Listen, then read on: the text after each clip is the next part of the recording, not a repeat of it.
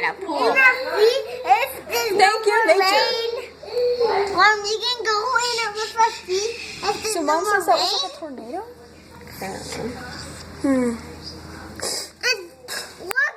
I got home right before it hit. Like I was just right? yeah, I bet everybody at work is just like panicking. Oh, I hope she got home already. Hopefully she didn't get like chucked across the, chucked across the street or anything. I don't